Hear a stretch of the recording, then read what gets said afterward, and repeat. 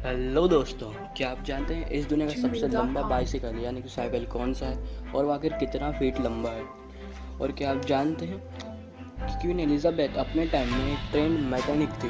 और आप ये सुनकर चौंक जाओगे क्या सर आइजैक न्यूटन ने ग्रेविटी अपने क्वारंटीन टाइम में डिस्कवर करी थी? जी हाँ, अपने क्वारंटीन टाइम में। तो यार इस वीडियो में आपको 16 ऐसे माइंड ब्लोइंग फैक्ट्स बताने वाला हूँ जिन्हें सुनने के बाद आप ऐसे हो जाओगे।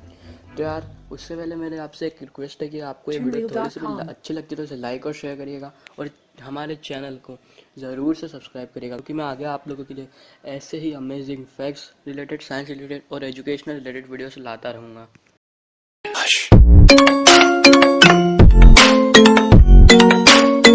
Fact number 16। इस दुनिया का जो सबसे लंबा बाइसाइकिल यानी कि साइकिल है वो है 135 फीट एंड 10.3 इंचेस लॉन्ग।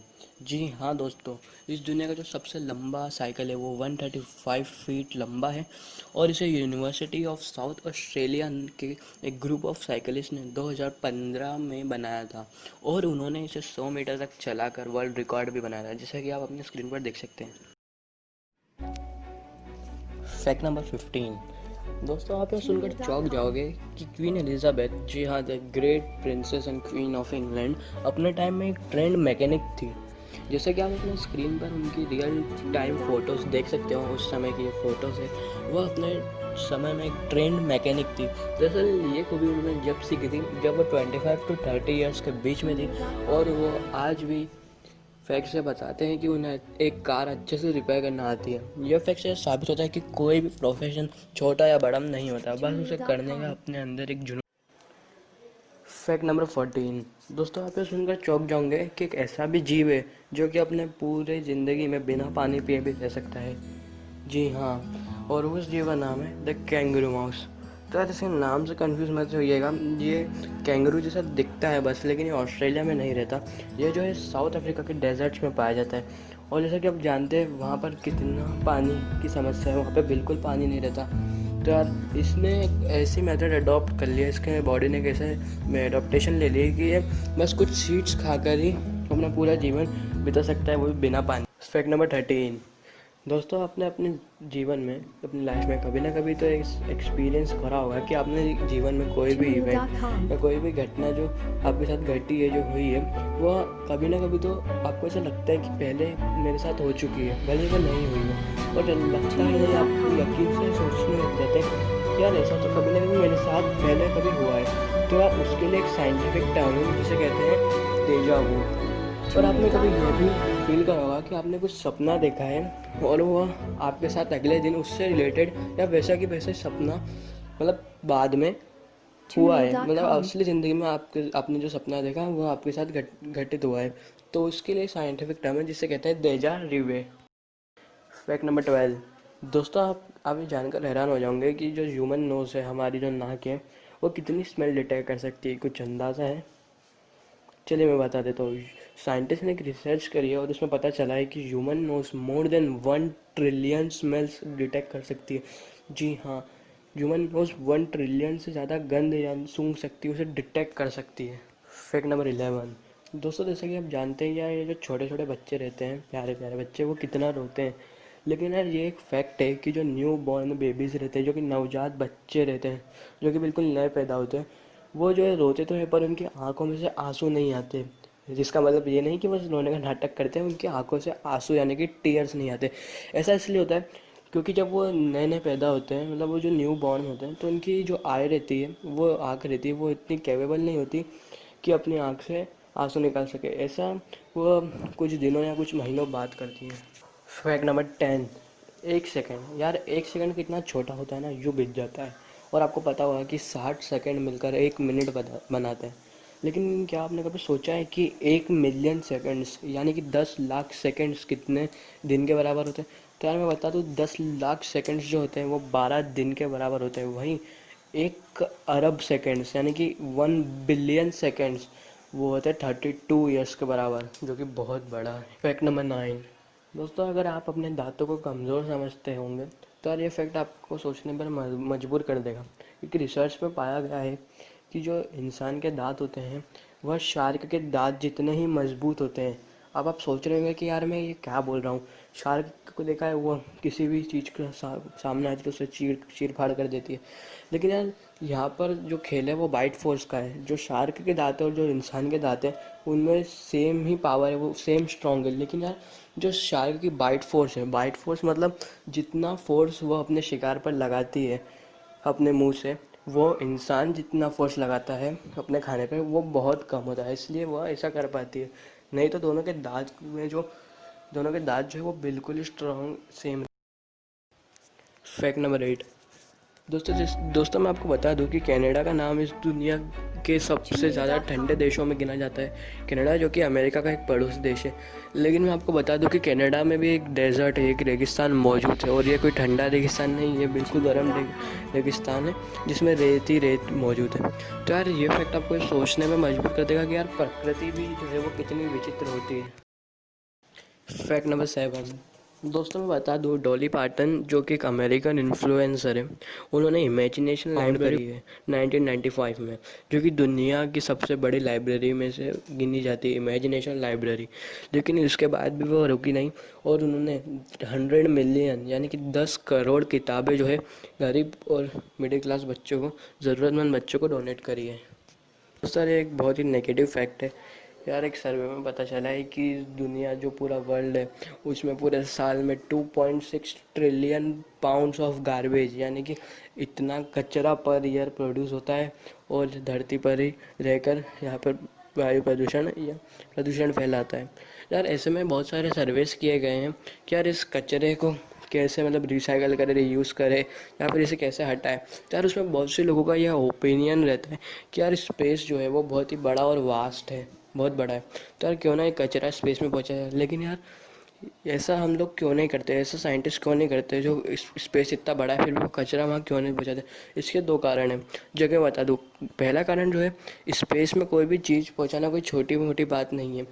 मैं आपको बता दूं कि यार 1 किलो वेट या मतलब 1 किलो की कोई भी चीज़ को स्पेस में पहुंचाने के लिए $54,500 यानी कि $54,500 का खर्चा आता है। और ये सिर्फ 1 किलो का मैं बता रहा हूँ आपको। तो यार ये बहुत ही महंगा हो जाता है। और दूसरा कारण ये है कि यार हम लोग स्पेस में कचरा इसलिए नहीं फेंकते क्योंकि यार ये जो कचरा है ये डायरेक्टली स्पेस में नहीं जाएगा, ये अर्थ के ऑर्बिट में घूमता रहेगा। क्योंकि आपको पता होगा कि अर्थ की भी अपनी ग्रेविटेशनल फोर्स रहती है, वो चीज़ों को अपनी तरफ अट्रैक्ट करती है, वो उसके ऑर्बिट में घूमता रहेगा और कभी ना कभी जो है ये अर्थ पर वापस लैंड करेगा। और जब ये लैंड करेगा तो यार ये बहुत ही डेंजरस हो जाएगा। इसलिए जो है साइंटिस्ट कोई भी कचरा या गार्बेज स्पेस में नहीं पहुंचाते। और पहले से ही स्पेस में कितना गार्बेज होता है, जो कि ISS यानी कि इंटरनेशनल स्पेस स्टेशन होते हैं, उसके जो पार्ट्स ख़राब हो जाते हैं या फिर जो रॉकेट्स जाते हैं स्पेस में, एस्ट्रोनॉट्स, वो वहाँ पे बहुत कचरा पहले से ही है यार। तो इसलिए लोग साइंटिस्ट स्पेस में कचरा नहीं पहुँचाते। दोस्तों जैसा कि आप जानते हैं, अर्थ पे जो सनसेट होता है यानी कि जो सूर्यास्त होता है शाम को, वो अक्सर लाल या थोड़ा सा पीला होता है। तो यार जैसे मैं आपको बता दूं कि जो मार्स है वहाँ पर जो सनसेट होता है वो पूरा जो है ब्लू होता है और यार ये देखने में बहुत ही ऑसम लगता है। यार ये ऐसा इसलिए होता है क्योंकि वहाँ के एटमॉस्फेयर में जो गैसेस है उनके कारण मार्स पर जो सनसेट है वो ब्लू दिखाई देता है। दोस्तों जैसा कि आप जानते हैं, हाल ही में क्या सिचुएशंस चल रही है कोविड-19 पेंडेमिक की वजह से। पूरी दुनिया हिल चुकी है, सभी क्वारंटीन में बैठे हैं। अभी हाल ही में लॉकडाउन खुला है। तो यार ये एक प्लेगू है। तो यार मैं आपको बता दूँ 1665 में 1665 में एक महामारी आई थी, प्लेगू आया था, जो कि मेनली यूरोप में आया था, जिसका नाम था द ग्रेट प्लेगू ऑफ लंदन। तो यार उस टाइम में जो है ये प्लेगू इसलिए आया था, ये एक बैक्टीरिया जिसका नाम है यर्सीनिया पेस्टिस बैक्टीरियम, जैसे कि आप स्क्रीन पर देख सकते हैं, जो कि मेनली रैट की बाइट यानी कि चूहे के काटने से इन्फेक्ट होता है, इन्फेक्शन फैलता है उसकी वजह से। तो यार उस टाइम पे जो famous physician astronomer sir Isaac Newton, जिनका नाम आपने सुना होगा, जिन्होंने ग्रेविटी इन्वेंट करी है, तो यार उन्होंने ग्रेविटी अपने क्वारंटीन टाइम में इन्वेंट करी, जैसा कि मैंने आपको शुरू में कहा था। जी हाँ, दरअसल हुआ कुछ ऐसा था, जब 1665 में लोग क्वारंटीन में थे इस प्लेगो की वजह से, तो सर आइजैक न्यूटन इंग्लैंड में एक जगह है वोल्सफर करके, वहाँ पर अकेले गए थे। तो यार आपको पता होगा कि वहाँ पर एक पेड़ था एप्पल का फेमस, जो कि अभी हो चुका है फेमस पेड़। तो यार वहाँ उसमें से जब एप्पल गिरा था वो यही टाइम में था। तो यार आप सोच सकते हैं कि यार उन्होंने अपने क्वारंटीन टाइम में ग्रेविटी डिस्कवर करी। और यार अगर आप अभी भी अपने क्वारंटीन टाइम को या घर में बैठे बैठे टाइम पास कर रहे हो तो यार बहुत गलत है। कुछ तो ऐसा काम करो जो आपको फ्यूचर में काम आए। Fact number 3। दोस्तों आपने अपने जीवन में एप्पल तो बहुत खाए हुए होंगे। वैसे एप्पल तो मेरा भी फेवरेट फ्रूट है। और यार आप लोगों ने एप्पल अक्सर रेड कलर में जो नॉर्मल कलर आता है वो देखा होगा। और बहुत कम होंगे जिन्होंने ग्रीन एप्पल देखा होगा या खाया होगा।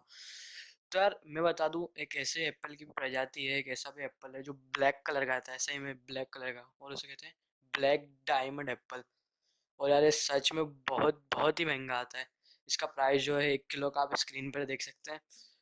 और ये जो है तिब्बत से मेनली, मतलब तिब्बत इसका मेन एक्सपोर्टर है इस ब्लैक डायमंड एप्पल का। और यार ये सच में ज़िंदगी में एक बार खाना है, क्योंकि ये सुनने में आता है कि ये बहुत ही ज़्यादा डिलीशियस है। Fact number 2।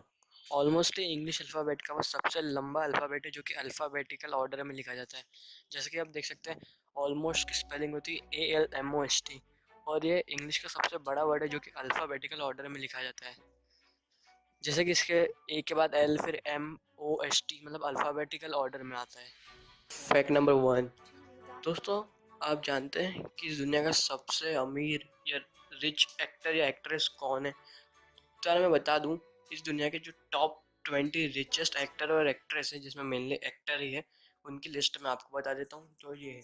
तो मैं उनमें से आपको कुछ फेमस एक्टर जो कि वर्ल्ड फेमस है अपनी एक्टिंग के लिए, तो मैं आपको बताना चाहता हूँ उनका नाम और नेटवर्थ। तो यार मैं ये बता दूँ, इनकी जो नेटवर्थ है वो सिर्फ एक्टिंग से ही नहीं आती, वो उनके जो साइड बिजनेस है उनसे भी आती है। इसमें नंबर 19 पर आते हैं रॉबर्ट डाउनी जूनियर। जी हाँ, रॉबर्ट डाउनी जूनियर, जिन्हें आप पॉपुलरली टोनी स्टार यानी कि आयरन मैन के नाम से जानते हैं। उनकी जो नेटवर्थ है वो है $300 मिलियन, जो कि बहुत होती है। और इसी के और आगे ही नंबर 18 पे आता है विल स्मिथ। जी हाँ, वही विल स्मिथ जिन्हें आपने famous movie man in black MIB में देखा था। इनकी जो नेट वर्थ है वो भी $300 मिलियन है। ऐसे ही आगे बढ़ते हुए नंबर 13 पर आते हैं फेमस चाइनीज एक्टर जैकी चैन। यार आपने जैकी चैन का एक्शन तो देखा ही होगा, वो कितना बढ़िया एक्शन करते हैं। यार इनकी जो नेट वर्थ है वो है $370 मिलियन। और यार नंबर 8 पे जो एक्टर है उसे सुनकर आप थोड़ा सा प्राउड हो जाएंगे, क्योंकि वो है द बिग बी, हमारे इंडिया के अमिताभ बच्चन, जिनकी नेटवर्थ है ऑलमोस्ट $400 मिलियन। और यार नंबर 3 पे आगे बढ़ते हुए नंबर टॉम क्रूज। इनकी जो नेटवर्थ है वो है $570 मिलियन। और यार नंबर 2 पे जो सबसे अमीर एक्टर है इस वर्ल्ड के, नंबर 2 पे वो है इंडिया के शाहरुख खान। जी हाँ, शाहरुख खान, जिनकी जो नेटवर्थ है वो है $600 मिलियन। और यार नंबर 1 पे चलने से पहले मैं आपको बता दूं, यार ये एक एक्टर नहीं है बल्कि ये एक एक्ट्रेस है। सही में आप सुनकर हैरान हो गए होंगे। तो यार जो नंबर 1 पे सबसे रिचेस्ट एक्टर एक्ट्रेस में एक एक्ट्रेस है जो कि है जेमी गर्स। तो यार इनकी जो नेटवर्थ है वो इन सबसे बहुत ज़्यादा है, जो कि है $3 बिलियन। तो यार मैं आपको बता दूं, ये एक्टिंग के साथ साथ एक इन्वेस्टर भी है, जिसकी वजह से इनकी इतनी ज़्यादा। तो दोस्तों अगर आपको ये वीडियो पसंद आए तो यार इसे लाइक और शेयर करना तो भूलना मत, और चैनल को सब्सक्राइब करके बेल आइकन को भी ज़रूर दबाना। और हाँ, मुझे कमेंट सेक्शन में ज़रूर बताना कि ये वीडियो कैसा लगा। और हाँ दोस्तों, आखिरी में मैं कहना चाहूँगा कि मेरा यूट्यूब पे पहला वीडियो है। हाँ, इसका मतलब यही है कि मेरी यूट्यूब जर्नी की ये बस एक स्टार्टिंग है। और यार अगर आपने मुझे इंस्टाग्राम, फेसबुक और ट्विटर पे फॉलो नहीं करा है तो यार जाके फॉलो करो, लिंक डिस्क्रिप्शन में और ऊपर लिखा हुआ आ रहा है। See you in the next video. जय हिंद।